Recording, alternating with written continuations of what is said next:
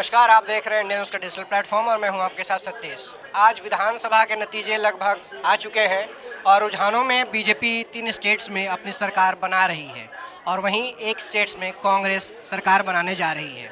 लेकिन इसी मुद्दे पर हम बात करेंगे कि कहां पर बीजेपी सफल रही और कहां पर इंडिया अलायंस और कांग्रेस असफल रही। अ, रोहित सर से हम बात करेंगे। सर, ये बीजेपी के लिए कितनी बड़ी जीत है और कांग्रेस के लिए कितनी बड़ी हार है सर? देखिए, बीजेपी के लिए तो सब कुछ विन विन सिचुएशन है इस वक्त। जिस तरह के रिजल्ट, अब मैं इसको रिजल्ट से कहूँगा, इसमें प्लस माइनस 4-5 आप समझ लीजिए, अदरवाइज बहुत ज़्यादा मेजर चेंज होने वाला है ऐसा दिखता नहीं है। मैं राजस्थान की बात कर रहा हूँ, मैं छत्तीसगढ़ की बात कर रहा हूँ, मैं मध्य प्रदेश की बात कर रहा हूँ। तीनों जगह आप देखिए, क्योंकि ये तीनों हिंदी भाषी बेल्ट हैं और इन तीनों जगह बीजेपी ने अपनी दमदार उपस्थिति दर्ज कराई है। मध्य प्रदेश से अगर मैं शुरू करूं तो मध्य प्रदेश में कहा जा रहा था कि भाई एंटी इनकम्बेंसी है, क्योंकि बहुत लंबे वक्त से, अगर जो पिछली सरकार का करीब 1.25 साल का जो टर्म था जब कांग्रेस चुनाव जीती थी, उसके बाद फिर वापस बीजेपी आ गई थी, वो 1.25 साल का टर्म था। नहीं तो लंबे वक्त से मध्य प्रदेश में बीजेपी की सरकार रही है। इतने लंबे वक्त में बहुत सारे लोगों की नाराजगी भी होती है, लेकिन उसके बावजूद अगर आप इतनी मेजर विक्ट्री की ओर बढ़ रहे हैं, दैट मीन्स कि कुछ ना कुछ एक अंडर करंट था जिसको बीजेपी ने फील कर लिया, जिसको कांग्रेस शायद फील नहीं कर पाई। बल्कि ऐसा कुछ वक्त पहले तक माहौल ये बन गया था कि जो कांग्रेस है, कांग्रेस के नेता ये तय मान रहे थे कि मध्य प्रदेश में हमारी सरकार बननी है, अब कोई फैक्टर नहीं है जो हमारी सरकार को पीछे कर सके। लेकिन आपने देखा पिछले 1 महीने के अंदर बहुत सारी चीज़ें बहुत तेज़ी से बदली हैं और मुझे लगता है कि 2 मेजर फैक्टर है जिनका मैं जिक्र करना चाहूँगा मध्य प्रदेश में, जो मेरा ऑब्जर्वेशन है। एक ऑब्जर्वेशन जो तीनों स्टेट्स में रहा है, बीजेपी के लिए संजीवनी के तौर पर काम किया, वो प्रधानमंत्री नरेंद्र मोदी रहे हैं, जिन्होंने रैलियां बहुत ज़बरदस्त तरीके से हमने देखा रैली की है और कुल 40 रैलियां इस दौरान इस पूरे चुनावी माहौल में प्रधानमंत्री मोदी ने की, जिसमें सबसे ज़्यादा रैलियां 14 रैलियां पीएम ने मध्य प्रदेश में की थी। एक उसका इम्पैक्ट देखा गया और दूसरा एक गेम चेंजर मैं उस पल को मानता हूँ जब इस चीज़ को लेकर बहुत ज़्यादा एक सवाल थे कि अगर बीजेपी जीतती है तो फेस कौन होगा, क्योंकि ये कहा जा रहा था कि भाई एक एंटी इनकम्बेंसी है और हो सकता है कि वो एंटी इनकम्बेंसी शिवराज सिंह की वजह से हो, क्योंकि वो लंबे वक्त से मध्य प्रदेश में पार्टी का चेहरा है। लेकिन उसके बाद शिवराज सिंह चौहान अपने विधानसभा क्षेत्र गए बुधनी, जहां से वो चुनाव लड़ते हैं। वहां जाकर उन्होंने अपनी जनता के बीच में जाकर अपनी पब्लिक से पूछा था कि मुझे चुनाव लड़ना चाहिए नहीं लड़ना चाहिए, क्योंकि उस वक्त ये भी सवाल उठ रहे थे कि शिवराज सिंह को लड़ना चाहिए नहीं लड़ना चाहिए। इवन ये भी सवाल उठ रहे थे कि उनको टिकट मिलेगा या नहीं मिलेगा। लेकिन शिवराज सिंह वहां गए, उनको अपनी बुधनी की जनता है वहां से उनको एक तरह से ग्रीन सिग्नल मिला और उस मोमेंट को हमने देखा था कि शिवराज सिंह चौहान बड़े भावुक नजर आए थे। वो मोमेंट एक तरह से बिल्कुल कहते हैं ना कि गेम चेंजर साबित हुआ, मौके को पलटने वाला। शिवराज सिंह न सिर्फ वहां से लोगों का इमोशन गेन करके लौटे, बल्कि उसके बाद हमने देखा कि उन्होंने 160 रैलियां, शिवराज सिंह चौहान ने अकेले मध्य प्रदेश में 160 रैलियां की हैं, 160 जगह लोगों को संबोधित किया शिवराज सिंह चौहान ने। और इस दौरान जो उनकी लाडली बहना योजना थी वो एक मेजर गेम चेंजर साबित हुई है, क्योंकि अभी तक के जो आंकड़े सामने आ रहे हैं वो ये बताते हैं कि जो महिलाओं का वोटिंग परसेंटेज रहा, कई ऐसी जगह है जहां पर पुरुषों से ज्यादा रहा है। और लाडली बहना योजना, लाडली लक्ष्मी योजना मतलब सीधे तौर पर महिलाओं को फायदा देने वाली। हमने देखा कि कैसे शिवराज सिंह चौहान जगह जगह बाकायदा पूरी तैयारी के साथ बाकायदा रैंप बनाए जाते थे, उस पर शिवराज सिंह चौहान चलते थे। वहां पर वो जो महिलाएं हैं उनसे उनको वादा करते थे, बताते थे कि मैं इस बार 1250 दे रहा हूँ, आगे मैं इसको बढ़ाऊंगा, 1500 करूंगा, 2000 करूंगा, 3000 करूंगा। तो ये 2 मेजर चेंजेस मुझे लगता है ये फैक्टर्स रहे मध्य प्रदेश में, जिसकी वजह से बीजेपी मध्य प्रदेश में हाईएस्ट एवर विक्ट्री की तरफ बढ़ रही है।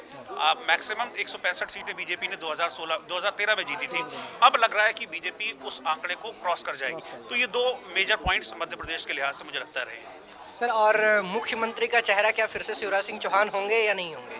देखिए, इस पर अभी मुझे थोड़ा सा डाउट है कि मुख्यमंत्री का चेहरा शिवराज सिंह चौहान होंगे या नहीं होंगे। लेकिन क्योंकि ये जीत, मैं अपनी पर्सनल बता रहा हूँ जो मेरा ऑब्जर्वेशन है, इस जीत में एक बहुत बड़ा रोल शिवराज सिंह चौहान का रहा है। तो मेरी नज़र में वो चीफ मिनिस्टर कैंडिडेट हैं, ऐसा कोई पर्सनल भ्रष्टाचार का एलिगेशन शिवराज सिंह चौहान पर नहीं है।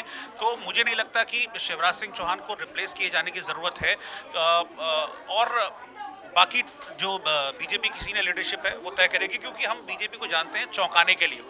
कई बार इस तरह का होता है फेसेस, चाहे उत्तराखंड की हम बात कर लें या अलग अलग स्टेट्स की हम बात कर लें, वहाँ बड़े चौंकाने वाले जो सीएम फेस है वो सामने आते हैं। लेकिन क्या एक ऐसा शख्स जिसने अपने बूते पर चुनाव लड़ा, मोदी एक फैक्टर रहे, लेकिन उसके बावजूद शिवराज सिंह चौहान ने अपने बूते पर चुनाव लड़ा, अपने बूते पर उन्होंने डिफरेंस क्रिएट करा। तो क्या किसी ऐसे शख्स को जो बीजेपी है वो रिप्लेस करेगी, कोई नया चेहरा लेगी?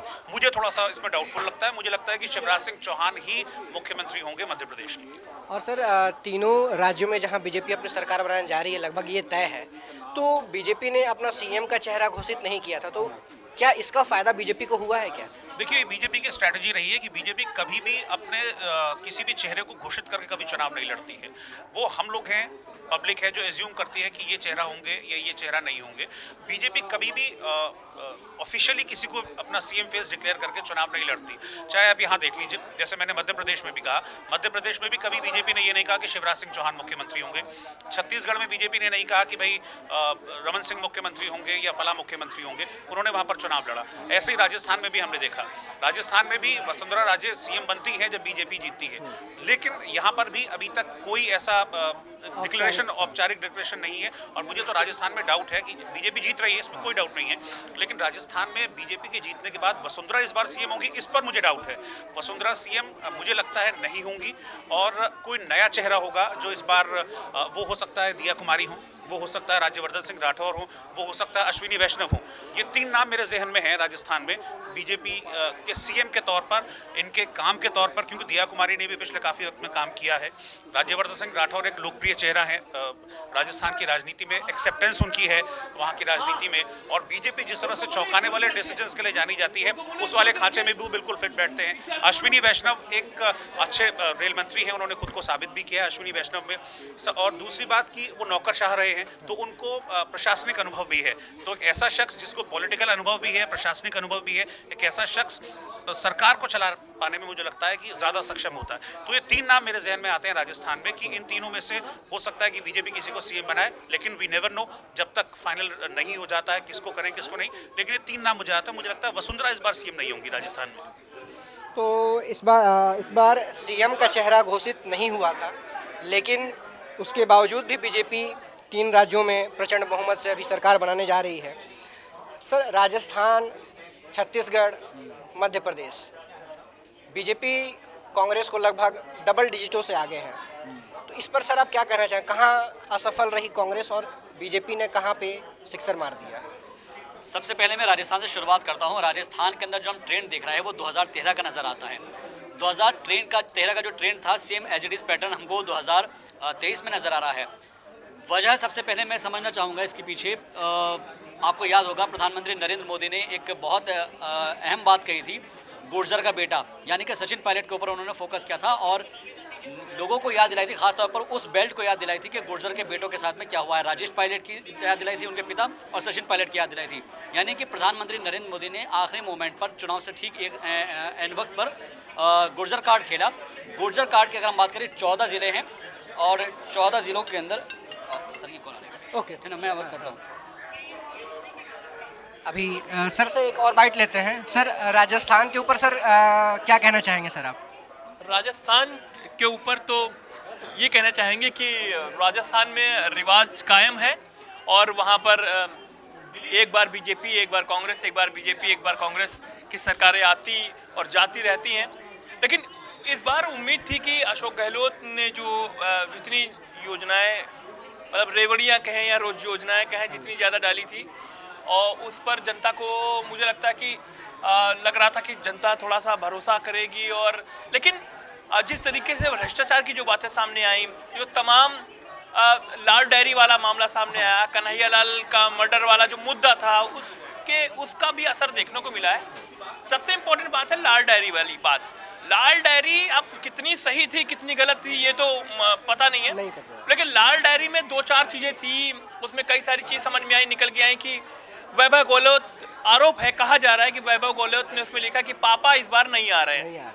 तो पापा इस बार नहीं आ रहे, अगर ये बात कही गई है और अगर उसमें है ये बात, तो ये बात सच साबित हुई है। पापा इस बार नहीं आ रहे हैं और थोड़ी देर में वो इस्तीफा देने जा रहे हैं, अशोक गहलोत, उनके बेटे जो, उनको ऐसा कहा था। और सवाल ये है कि लेकिन जनता ने, राजस्थान में भी कोई सीएम फेस नहीं था।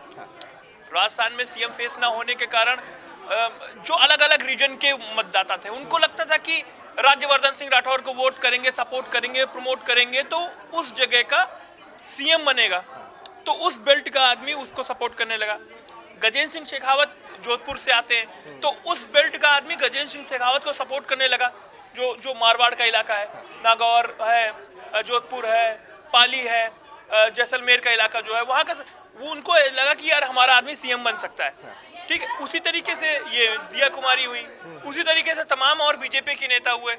जो हड़ौती इलाका है जैसे कोटा, बूंदी, बारा, यहाँ पर वसुंधरा राजे का बहुत प्रभुत्व है। वसुंधरा राजे तो खैर पूर्व सीएम रह ही चुकी है, तो ये जो इलाके हैं यहाँ लगा कि वसुंधरा फिर से एक्टिव हो गई हैं, क्योंकि वसुंधरा के साथ थोड़ा सा मैंने राजस्थान को काफ़ी कवर किया है, तो मैंने देखा है वसुंधरा जब हार जाती हैं तो 3-3.5 साल गायब रहती हैं, लेकिन जैसे ही चुनाव आने वाला होता है वसुंधरा एकदम से एक्टिव हो जाती है।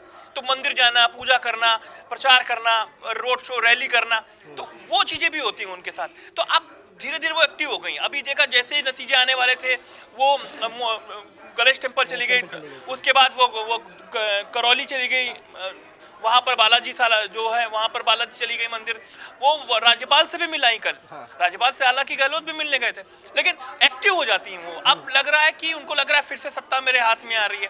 हालांकि बीजेपी कौन सीएम किसको बनाएगी ये बहुत बड़ा मुद्दा है। तो ये राजस्थान की पॉलिटिक्स है, नया सीएम मिलने वाला है इस बार, ये लगभग तय है। ये हाँ, एक और नाम सामने आ रहा है राजस्थान में, बाबा बालकनाथ का। नहीं, ये मुझे नहीं लगता कि उनका एक्सपीरियंस इतना काउंटेबल है कि उनको सीएम की कुर्सी, मुझे नहीं लगता कि उनको सीएम की कुर्सी इतनी जल्दी बीजेपी आला कमान देगी, क्योंकि पार्टी में और भी कई सारे नेता हैं जिन्होंने काम किया है, जिन्होंने मुद्दे उठाए हैं या बनाए हैं। चाहे वो ये मानेसर में जो सचिन पायलट का जो बगावत हुई थी उससे रिलेटेड जो चीज़ें आई थी, उसमें गजेंद्र सिंह शेखावत का भी नाम आया। उनकी पॉलिटिक्स वो एकदम से चेहरा फेस निकल के आया, उनको फिर मंत्री भी वो रहे, और उनको जिस तरीके से लेकर आगे लीड किया गया, क्योंकि वो उसी जगह से आते हैं जहां अशोक गहलोत आते हैं। अशोक गहलोत भी जोधपुर से आते हैं, वो भी जोधपुर से हैं, तमाम उनका भी आसपास के इलाके में उनका भी दबदबा है। तो ये जो चीज़ें हैं जिन्होंने काम किया है, मुझे लगता है इतनी जल्दी अलवर के इलाके में एक तिजारा, जहाँ से तिजारा से बालकनाथ चुनाव लड़ रहे हैं, हालांकि वो जीत जाएंगे, जीत गए होंगे, लेकिन मुझे नहीं लगता है वो सीएम की फेस होंगे, क्योंकि ये योगी मॉडल जैसा है ना कि एक मठ से जुड़े हुए व्यक्ति, एक संत महान जो है, उनको जो योगी मॉडल है वहाँ पे राजस्थान में भी लाया जाए, ये मुझे नहीं लगता है।